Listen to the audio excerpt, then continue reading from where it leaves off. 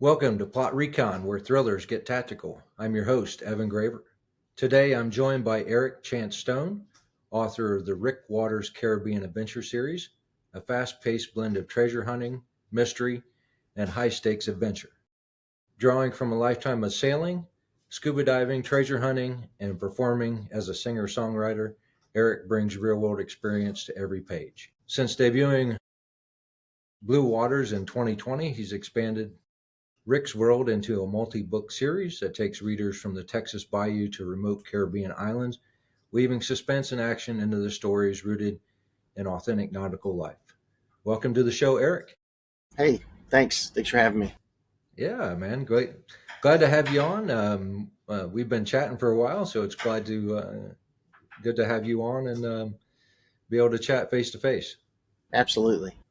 Yeah. So, how did you get into treasure hunting, and what have you found?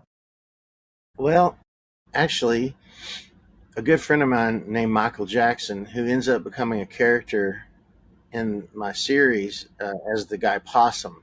His nickname is Possum, but in the series, he'll be referred to as Michael Jackson occasionally. His real name. Um, he was a good friend of mine that I met at a boat show when I was performing. I wasn't a friend at the time, but became good friends. He just saw me live at a boat show, and he brought over a giant tub of stone crab claws and said, "Dig in, band." And so the band just went to town on those crab claws.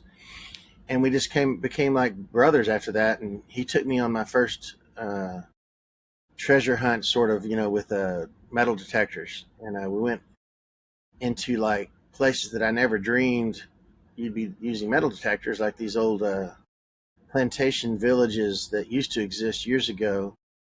And they had like row houses. And, the people would work there and they'd get these little coins that were printed just by that particular plantation or farm, and then have to use those coins to take to the company store. I owe my soul to the company store. You heard those songs, and if you can find one of those, it's worth a lot of money because they're so very few of them. Anyway, we started searching through some of these old row houses that don't exist anymore, just pieces of foundation, and I found a piece of I don't remember what he called it, but it was basically in the old days they'd take a brick out of their fireplace and they'd put their valuables inside the brick hole and they'd shove the brick inside. And these things eventually, over time, over hundreds of years, have deteriorated. And if you can scan over that area, you might find some metal or an old watch or ring or whatever. And I ended up finding what's called a glob, I guess.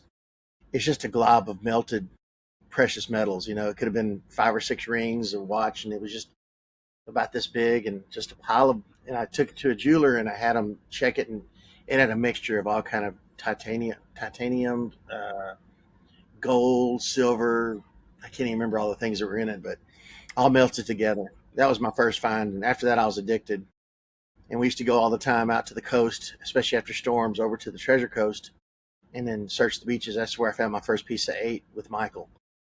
And Michael has passed on since then, and that's why he kind of became memorialized in my books as the character Possum. That's great. I love seeing people put real life characters in the books, and I do it myself. And it's people always find it interesting to see themselves in the book and see how they're portrayed through our eyes.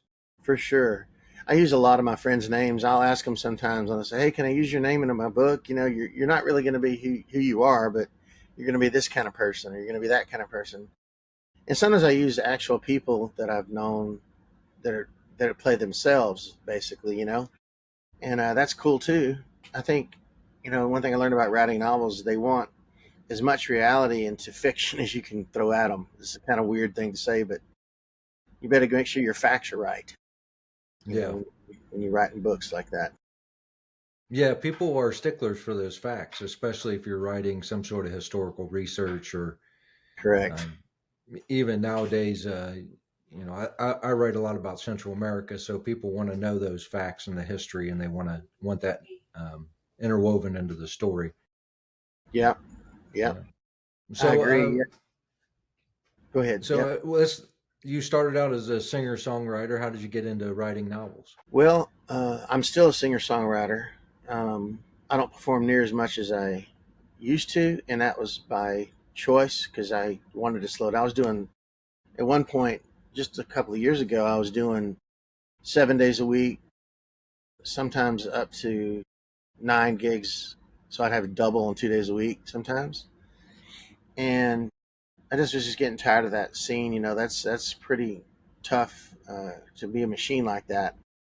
The money was good and all that, but you kind of lose the reason why you got into it in the first place when you're just pumping out song after song, moving to the next gig, and it just kept going. Anyway, I have to back up a little bit of how I got to be a writer because over 30 years ago, I guess I wrote my first book when I worked for Northwest Airlines, and I never. That was back before Amazon any existed or anything. You had to be traditionally published, and somehow when I was trying to save the book from my laptop to an external hard drive, I had some kind of error. I guess I bumped the cable, and my all my words became question marks. So the entire novel was thousands of question marks, and I could never recover it. I took it, so I said I'm never doing this again, because that was probably a 70, 80,000 word book, I guess. And for 30 years, I didn't write. And then I ended up buying this bar in the Florida Keys that I used to play at. It was going out of business, and I said, I could run this place better than the guys running it. So I ended up buying it after it closed, or leasing it, I should say, and put a band shell in there and started playing with my band 3, 4 days a week, and turned into a really successful restaurant bar in the Keys. And Wayne Stinnett, who wrote a lot about that location, because it was always called Dockside. It was called Dockside something. Mine was ended up becoming Dockside Tropical Cafe, but it's had many different names with the word Dockside in it. And Wayne said, "Hey, my name's Wayne Stinnett. You mind if I come and do a book signing? I put you in a couple of my books." He used my name as a real singer songwriter character in his books. I said, "Absolutely, Wayne, no problem." And I set him up and got him. We both drank the same beer at the time. I got him a beer and we started chatting. I think I played that night. I think it was a Sunday. So he set up before the band came out and did a book signing. And I told him that story I just told you. And I said, "Yeah, man." I said, "I'm never going to do that again. That's crazy." Because I lost the whole book. He goes, "Why don't you just write another one?" And the way he said it, so simply, like, "Oh, I never thought of that." I said, "Do you think I should?" I said, "I've always wanted to, but I was like so burned out, man, after I lost that book." He goes, "Things happen, man. Just write another one." So that's how I ended up writing Blue Waters. And I'm sure there's some elements from that first book 30 years ago that fell into there. There was treasure hunting. I know that. But the characters are all different. And I grew as a person, and a lot of people, get to meet a lot of different characters in real life. And so my knowledge on just life in general has changed over the years. And that's how it came to be. And it was just because what Wayne said, that one little first chance meeting, we become really solid friends. And I consider him a mentor to this day, actually. We talk quite a bit, but that's kind of how it got kicked off. Yeah, I had Wayne on the show. He was my last guest, Great. and I call him the godfather of sea adventures. So he's a mentor to a lot of us and helped us move down the path to writing. And he just For has sure. that way where he says, "Just do it again," or just Hmm. you know, um, you. I think he told a story.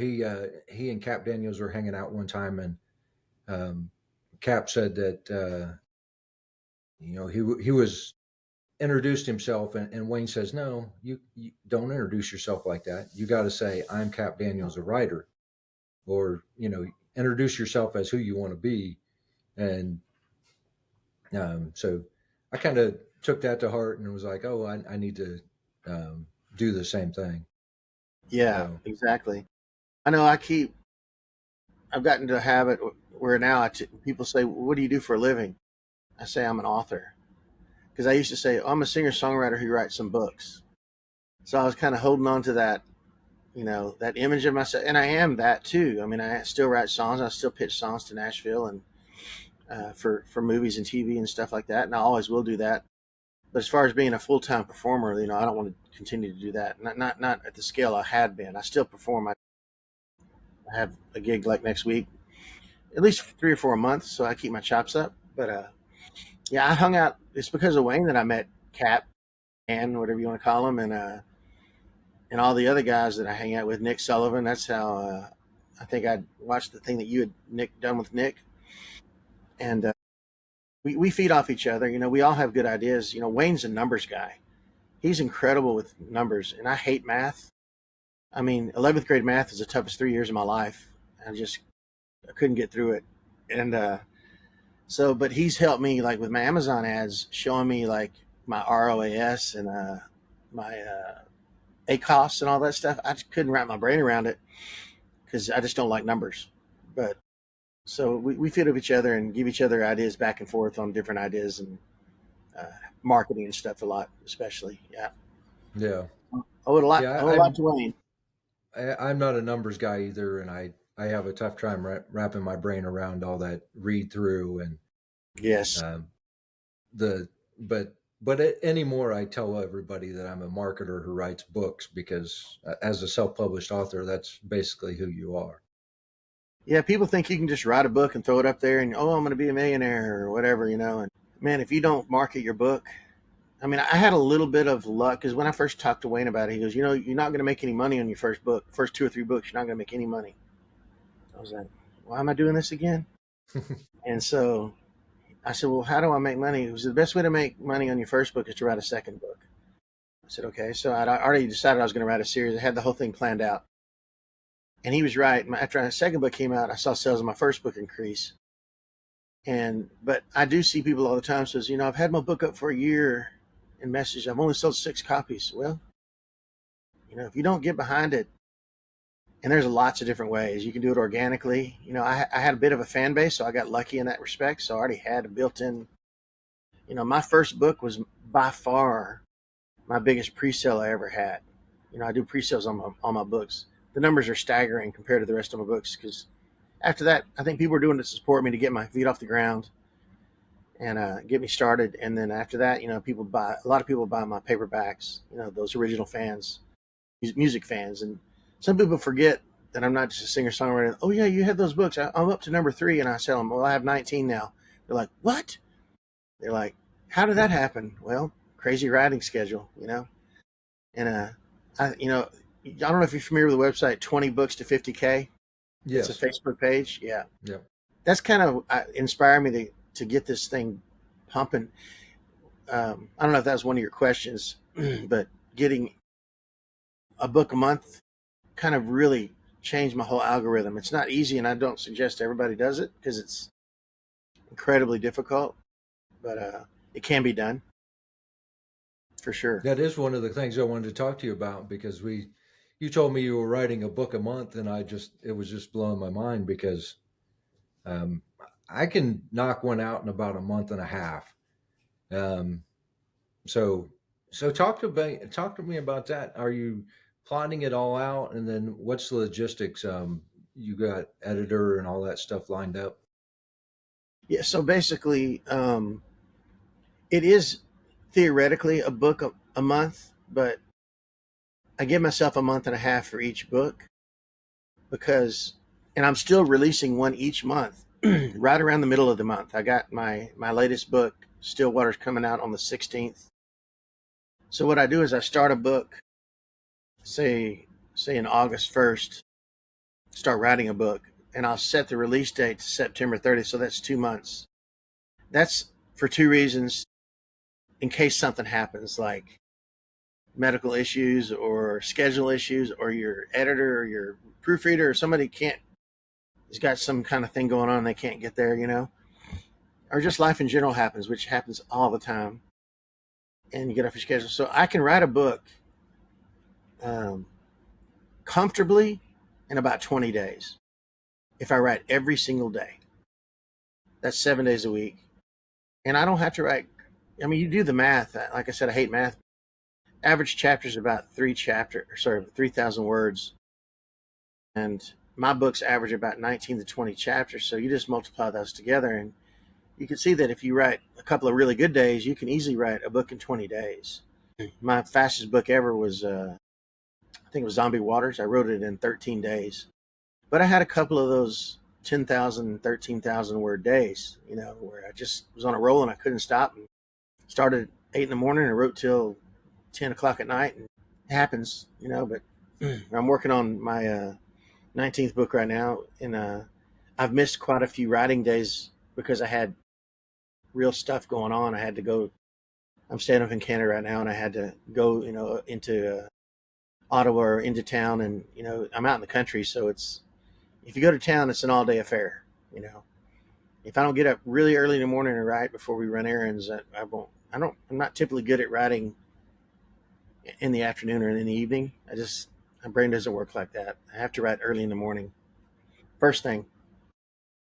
So this Okay. podcast is messing up my schedule today. Oh, I apologize. I It's knew. okay. I, so, but I'm glad that you came on because when you told me about this, I was like, that's astounding. Um, so how's it doing for your sales? Or is it really pumping? It's really good. So what happened was, as Wayne had said earlier, Wayne said sell your first book more if you release a second book. So I noticed every time I launched a new release, my algorithm would change on my books, and I'd get a bunch of back sales. I don't know how that happens. I can't explain it. I don't know if it's Amazon or people just remember. You send out an email and you get, I'll get releases from BookBub. They'll say, "Hey, this Eric's got a new release," and it just reminds people, "Oh, I don't have this book. I don't have that book." So they'll go back and they'll get those. And I noticed that my sales were hitting a mark similar to a mark I would hit when I was spending quite a bit of money on advertising. But I was only releasing a book, and I'm like, dang, I wonder, instead of spending all this money on advertising, if I just spent the money and time on releasing a book, and I've got that down to a science where it doesn't cost that much to release a book. You got good people behind you and stuff, and great beta readers and proofreaders and stuff like that. Um, so I said, for 2 months, 3 months, I'm just going to release a book and see if the numbers stay where they were when I was advertising, and they did. And actually, 1 month they actually went above what I was my income when I was, and I wasn't advertising as zero. Not one ad, BookBub, not one ad on Amazon, nothing. Only organic posts, so nothing paid. And I'm like, you know what? If I could do this schedule, I could cut my expenses tremendously. Uh, so this month is the first month that I'm going into the Books Flyer Amazon Ads program. I don't know if you're familiar with Books Flyer. Yeah. I might have talked to you about it. So I'm advertising on Amazon long term with 5 campaigns, and in addition to releasing a book a month. So theoretically, my income should go from here to here with the additional advertising. But we'll see. Time will tell. I might be throwing good money at bad, but from what the numbers I'm seeing, it's and I'm focusing all my ads on my first book only. So my cost is up in 700,000-800,000, but we'll see how it goes. Yeah, the name of the game is just to experiment and find what works for you. Right, Yep. for sure. Yeah. So, how is your background as a musician? We kind of hit on this earlier. How's it influenced your rhythm and pacing as a storyteller? Well, two things. There's a lot of musicians out there, singer songwriters, whatever they are, that kind of treat music as a hobby, and they'll have a day job, whatever it is. I've had plenty of day jobs, don't get me wrong, nothing wrong with that. But when I started treating my music career as a career, not as a hobby, and I treated it with professionalism and timing, and I would always get to a place ahead of time, and I always make sure I clean up my area and just treat it like a professional job. I was increasing quite a lot, and pick up gigs and whatnot, and just treat it like a business. And so I took that same approach to writing. I said, well, if I'm going to do this book thing, I don't want it to be a hobby, expensive hobby at first, but I want it to be a career because I'm pivoting from full-time music to part-time music to a full-time writer. So I took that aspect of the music career with me. The other part of it is, um, I was a natural storyteller because a lot of my songs are story songs because I'm a Nashville songwriter. And the lyric is the number one thing in Nashville. They want the lyric. You got to have a good melody, no doubt, but they want a story usually. Not all songs are story songs, but a lot of them are. In music, you take, say, a 3,000 word chapter of a story and you condense it down to 3.5 minutes of a song, right? Two verses, a chorus, verse, and a bridge and a chorus, generally. Storytelling, as far as novels go, you take that same 3.5 minute song and you expand it to 3,000 words. So it's reverse, but it's the same concept. So I just use my storytelling skills and expand them as a writer. You can say the same line in 15 words, or you can say the same line in 35 words. And that's what we always taught as a songwriter. We'd go to these writing sessions and they say, write a song, you write a song, and they say, now cut half the words out. Like, then you realize words like the and these pickup words, well, there's half your words right there. You can cut out those. And in storytelling and as far as novels go, it's the opposite. But you don't want to just throw in a bunch of words as fluff either. It's got to move the story forward. But I'd say those two things are what I took to novel writing from my music career the most. Okay. So Um, yeah, yeah, you definitely got to um, hit the pace there. Um, for sure. so, how steep really was the learning curve moving from songs to writing? At first, it was steep because at first, my first book cost a ton of money, like almost $6,000, I think, in editing alone, because I went through three editors. Hmm. Normally, if I'd stuck with the first editor, I probably could have got it done for a third of that. But I just wasn't. You either have a mesh with your editor or you don't. And part of the problem was that one of my editors didn't speak Southernese. I'm from the South, and I say gonna and fixin' to and all those stuff going in my book because I'm from Texas, and they would change those words. You need to change that to going to. I'm like, no, he's gonna do that. He's gonna do that, not going to do that. And so I was just butting heads. It wasn't a personal thing. So I tried a different editor, and I'm not naming any names because I'm not going to do that here. But I didn't. They didn't have any good bedside manner, so to speak, like a doctor. They would just say that chapter sucked. Rewrite it. I'm like, whew. Don't worry about my feelings. That's cool. And my third editor, I meshed with really well. She spoke Southernese. She understood where I was going with the books and helped me, especially with developmental editing. And as books went along, I learned to self edit as I went along in the book using Grammarly, partially Pro, just for ideas and clean up stuff. Don't always agree with it and don't use it Hmm. as a crutch.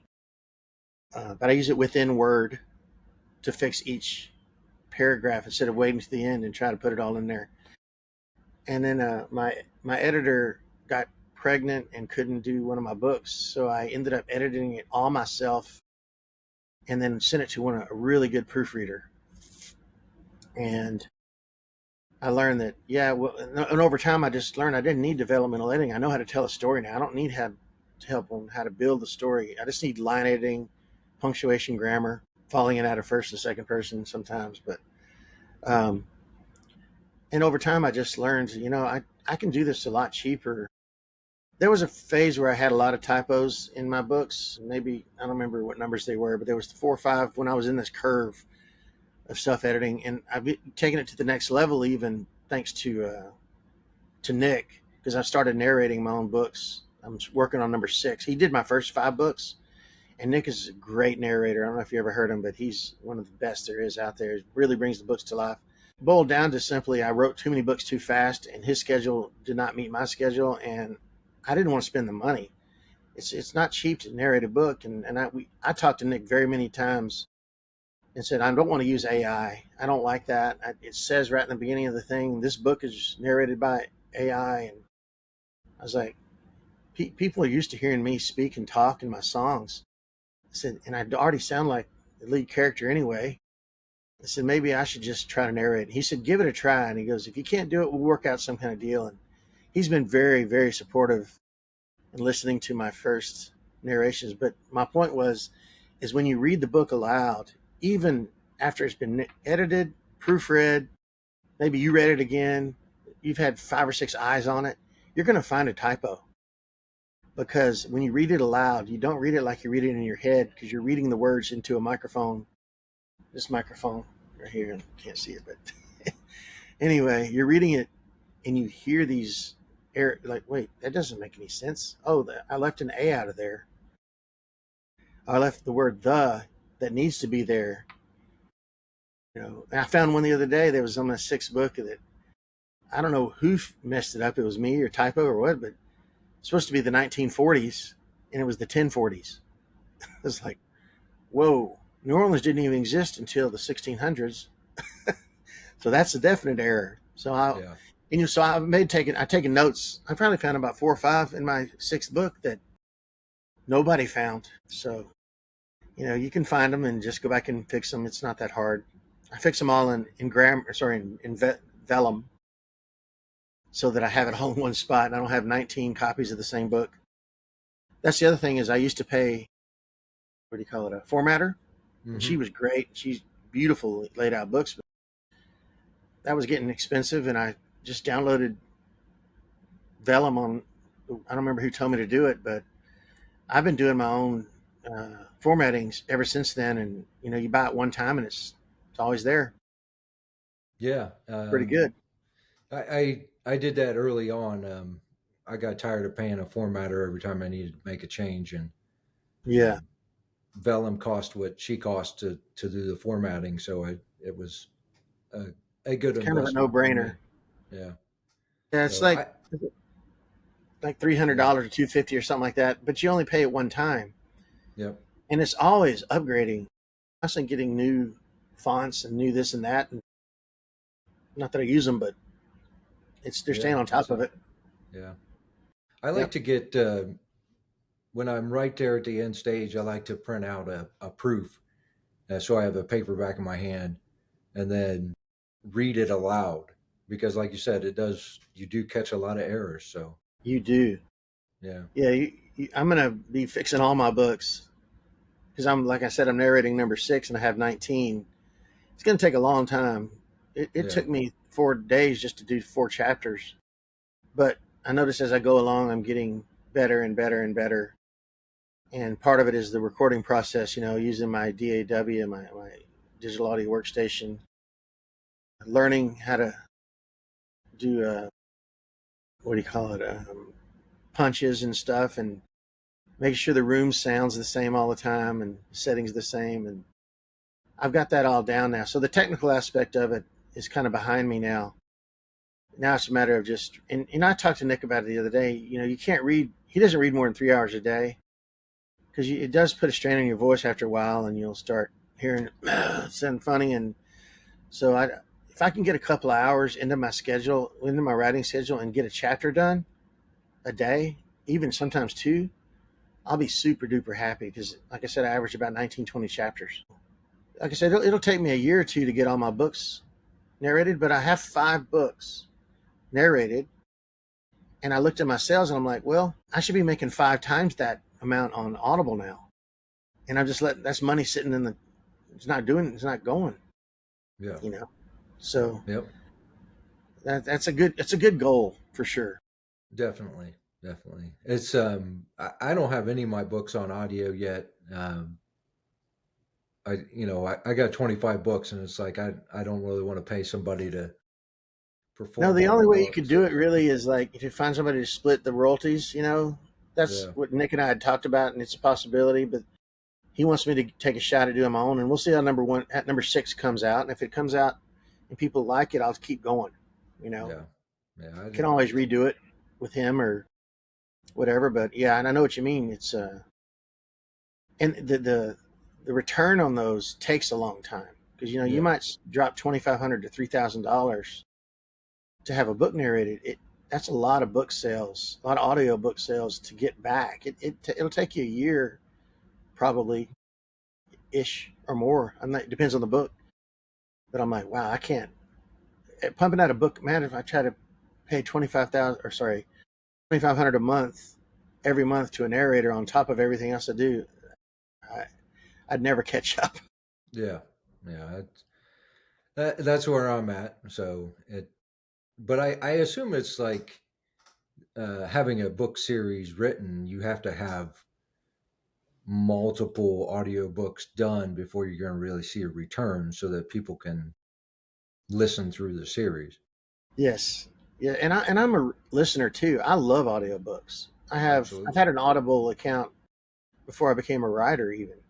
A lot of nonfiction stuff, marketing whatnot, but and then if I find a really good marketing book or whatever, I'll order the paperback as well and so I can take notes in it, but um, motivational stuff, but as well as fiction, and podcasts and whatnot. Some people just don't like to read, or they can't read, or they don't have the patience to read, but they love stories. So they'll go on long road trips and they'll listen to a whole book.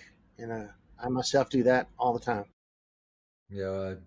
Whenever my wife and I go on a road trip, we always stock up on Audible credits, and we listen to a lot of books. Yeah, I was just Um, looking at mine yesterday. I have 11 credits because I keep haven't ordered any in a while, and they just keep building up and building up, and so I got to find yeah. some new books to download. So, in this journey, at what point do you think you found your author voice, and came into your own with knowing the character and how he's portrayed in the books? To be honest, I think that came in book one because when I first talked to Wayne and Cap, I'm friends with both of them. I always say Dan, but people don't know what I mean. Cap Daniels is his writer's name. Yeah. Um, I talked to them and their books, their character, the main character, he is like ex-military, special ops, you know, all those fancy words that I've never been in the military. I knew if I went to the military, I'd get court-martialed for probably arguing with the CO because I'm one of these kind of guys that's hard to take orders from somebody. So when I grew up in Texas, I had two options growing up there. I could go to work in the oil field, work in the chemical plant, or go to the military. That was kind of the two big things that all my friends did, and still to this day, a lot of them still work for Exxon and you know all these chemical plants and oil companies. And I just couldn't do it. I did it for 6 months as a tankerman for an oil company, chemical barge company, and it's just not my. It's dangerous. It's just not. It wasn't my cup of tea. And I was like, I can't. I got to get out of here. That's when I got the job with the airlines because I wanted to travel the world. Got me out of Texas, and I forgot what I was going with the story. Oh, my characters. Yeah, so my Yeah. characters kind of revolved around. I didn't go to the military. I'm like, so I asked Wayne. I said, "Do you think anybody's going to like this character? He's kind of a good old boy.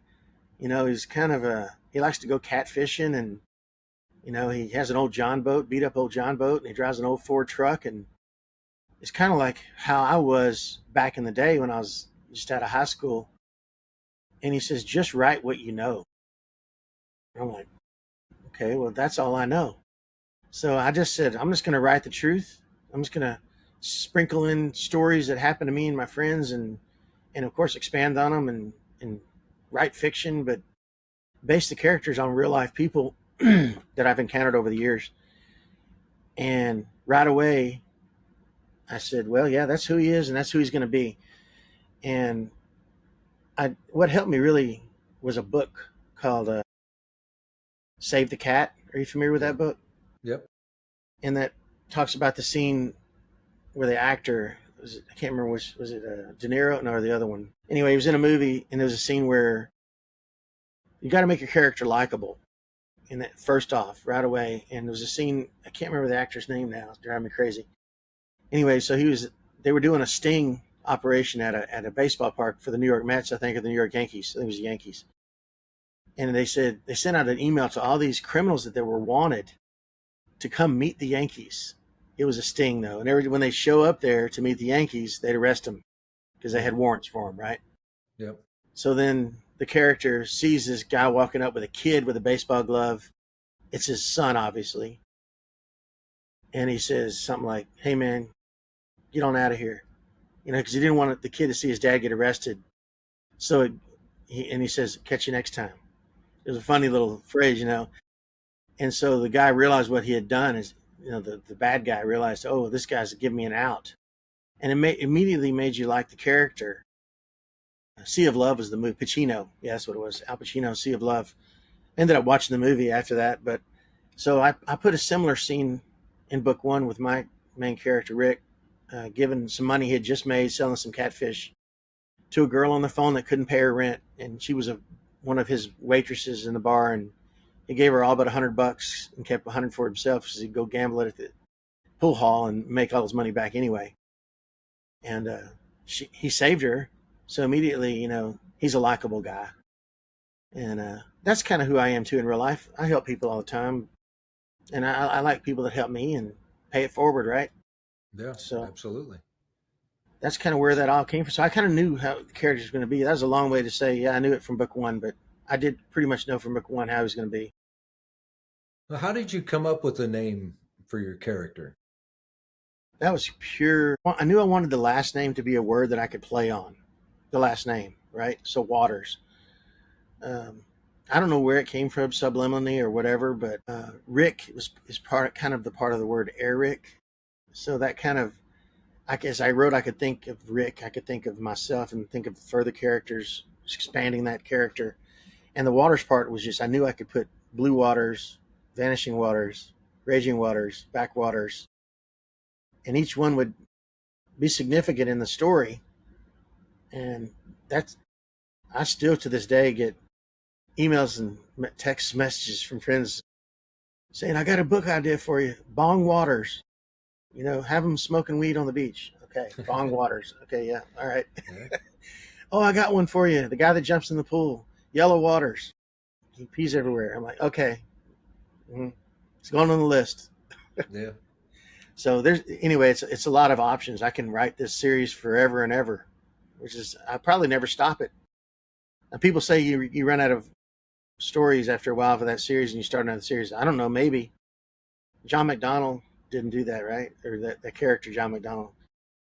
Yeah, John D. Yeah, McDonald, but he had yeah, the writer. Travis McGee, and he wrote 22 McGee novels. The only reason he quit is because John died. So, I guess that'd probably be the only way I'd probably stop too, is if I killed off the character. But that would have to be intentional. yeah. So you said at the beginning that you had a vision for the series, had it plotted out. Um, did you sit down and write it all out? Are you a pantser during the story, or I'm 100% pantser. Uh, as much as I want to be a plotter, I'm not. I might have a beginning, middle, and end concept in a book, and a lot of times I don't have the end at all. I have no idea, and I just let the characters tell me where it's going to go. That part to me is the most interesting part of writing.